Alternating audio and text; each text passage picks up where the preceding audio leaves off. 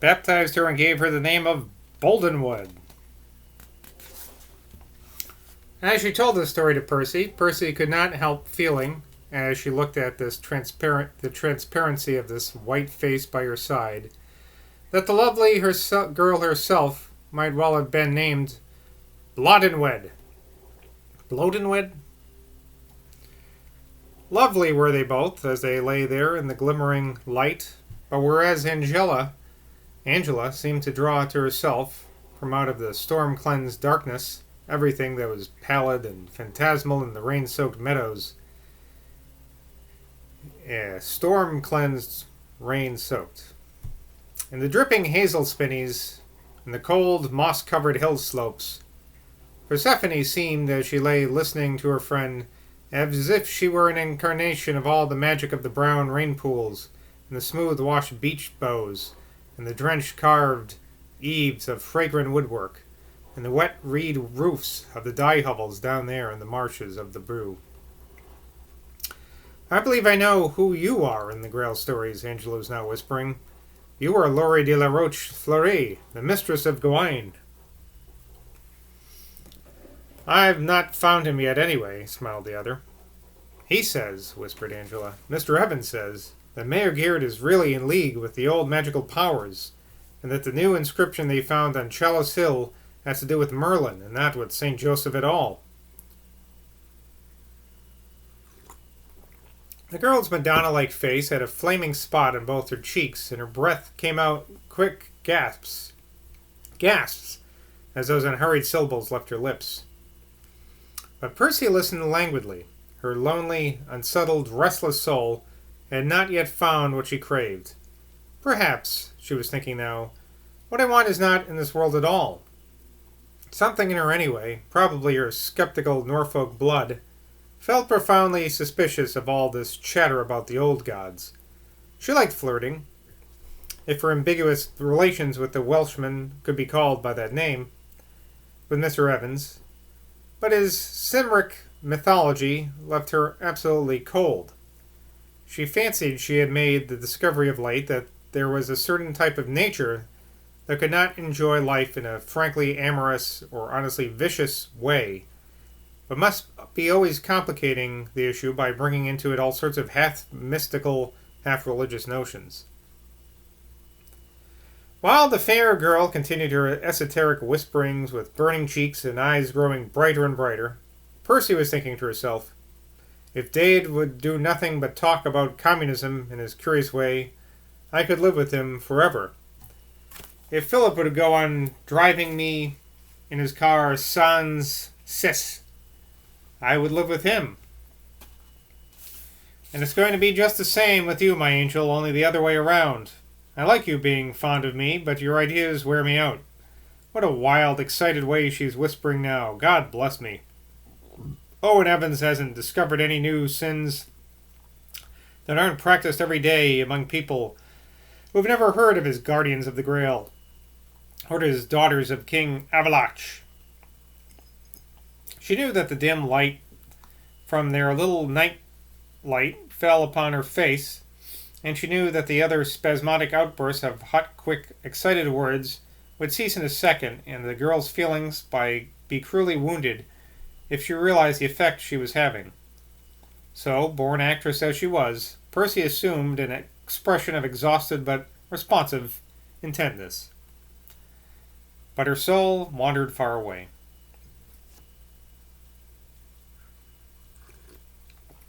Ned Atling, who had come to know her quite well during their rehearsals together, had introduced her recently to Lady Rachel, and Rachel's passionate love of old ballad poetry and her hatred of everything modern had amused her not a little.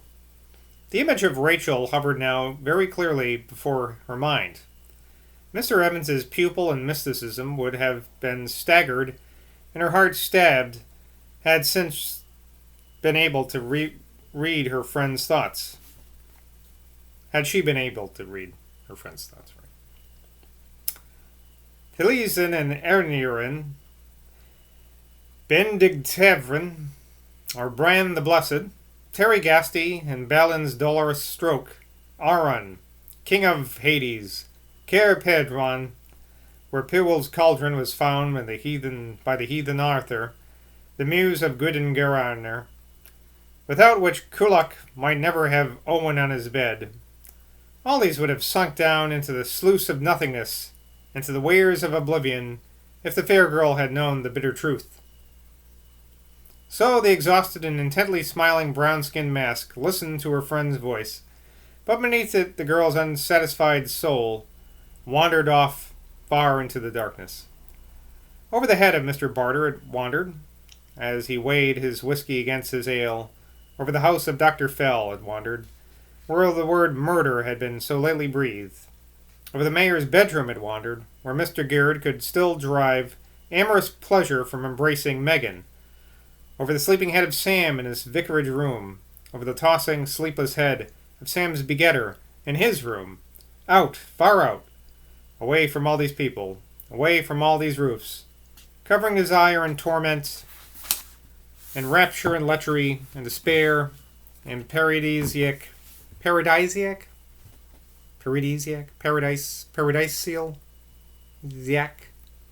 I don't know. Peace. It wandered free of them all, free even of the body of its own possessor, but still unsatisfied, still wanting something that no flesh and blood could fulfill, something that might not be in the world at all, or at least so hidden that none could find it. That was the end of that chapter. That was chapter Wind and Rain. Now we're up to chapter The Miracle. And we're on page 700.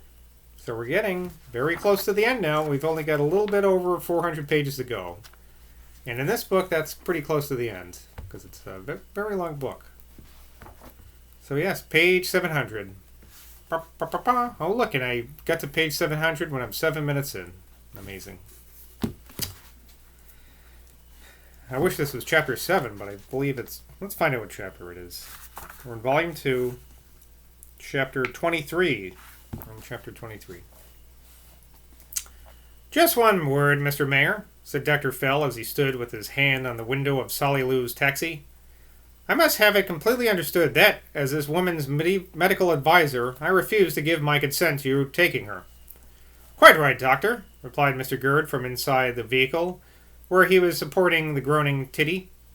I receive your protest. Mr. Crow here and my daughter are your witnesses. I take full responsibility. He raised his voice. You want to come, don't you, Mrs. Petherton? Yes, oh Lord. Anything, oh Lord, for to make thee stop. For to make thee stop even for a little while. Lord, yes, oh thee, there thee be again. A tortured woman, come recently to talk to her cancer, as if it were a living person. She called it Lord, for it represented the nearest and most willful power she knew. It was this peculiarity that had begun to get on the nerves of the worthy Nurse Robinson, and was one of the chief reasons why she had asked to be relieved from her task. "'Twill be better for Harry unconcerned, for ere to have a change," she had said when Matt Decker, who had made himself responsible for the nurse's salary, protested at this decision. "She'd be far better off in the hospital," she said, and it was this word, overheard by the patient a week ago, that had now made it essential that there should be a change, for, after this, the woman's feelings towards the nurse was like that of a heretic would feel towards an Inquisition official. The frightened Titty would not let her come near her without screaming. "I'll bring house down if you moves a step," she threatened. And when she had begun shrieking and struggling so terribly that the neighbors had run in and made a scene. "Drive on, Solly," commanded Mr. Gerd. Crummy and John, sitting opposite the two principals of this strange event, kept up together, under cover of this unhappy creature's groans, a rapid exchange of comments. "She's too far gone," said John. "That's what I'm afraid of. If she weren't so far gone, she might help him by her faith in him. But she's beyond that." "He doesn't care what she thinks. If only he can get her there. gasped Crummy, wincing with sympathy at every movement the woman made. I can't make him out, said John. He doesn't seem worked up over it. You say what a good dinner he ate. All that Yorkshire pudding. I'd feel happier about it if he were more stirred up. Couldn't you imagine a worse hour of the day for such an experiment? There's St. John's Church striking 2:30 now. What's he going to do with her? Asked the girl. Had he told you? She went on. He can't be going to dip her in the water. I won't let him. We mustn't let him, if he tries anything like that. Oh, he'll be sensible, said John, as far as that's concerned. He's got a head of his own shoulders. Better leave him alone. It would have been easy to talk like this before Mr. Gurrid's face, even if the woman had not been groaning and twitching as he was. For he had a peculiar power of being at once there and not there at the same time under certain conditions. Careful, he shouted out loudly now to the driver. Don't go through the square. Go by Bovey Town and down Silver into Chilkswell. Right-ho, sir. As your worship wishes, replied Mr. Lou. Mr. Gurrid was certainly at this moment deliberately engaged in breaking a good many natural laws, or at least refusing a good many conventional notions of such laws.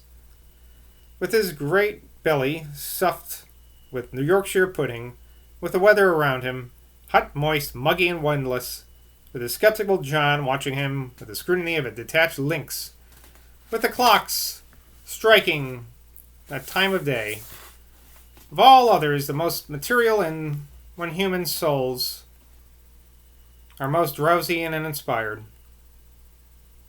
with Crummy full of that particular kind of tender, practical, feminine solicitude, which is of all things most antipathetic to the drastic urge of creative energy, with the subject of this proposed cure so distraught with pain as to be almost out of her mind, it might indeed have seemed that he could not have been more handicapped in his amazing project, and that's perhaps if Dr. Fell, still vehemently and professionally in opposition, had accompanied them.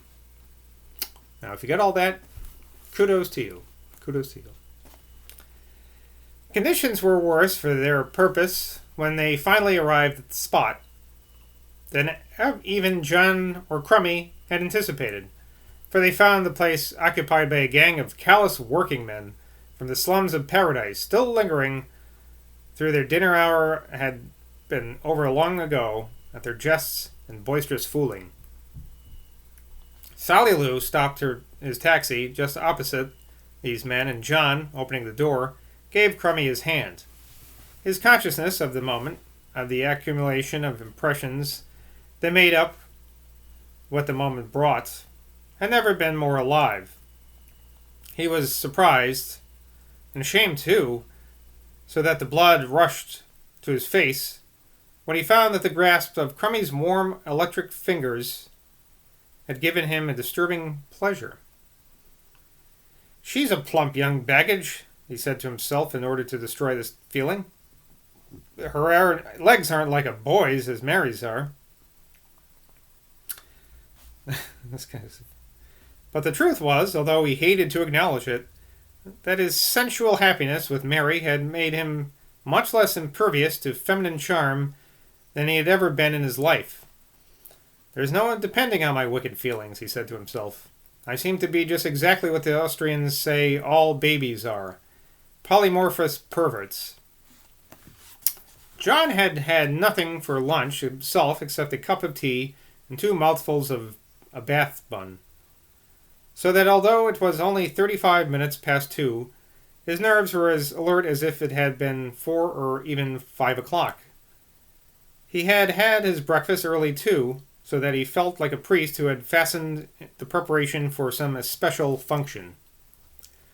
While Sally Lou was helping Mr. Gurrid get Titty out of the car, John glanced through the great torn gaps in the hedge to where the workmen were engaged. They were beginning to work again now, with many suppressed glances and whispers and nudges directed towards the mayor. I wonder where they're going to go. What's this procedure for Titty? Poor Titty. Anyway, I'll see you later. I'm going to look up what a bath bun is now. Never heard that one before. Till next time, I'll see you in Glastonbury. Cheers.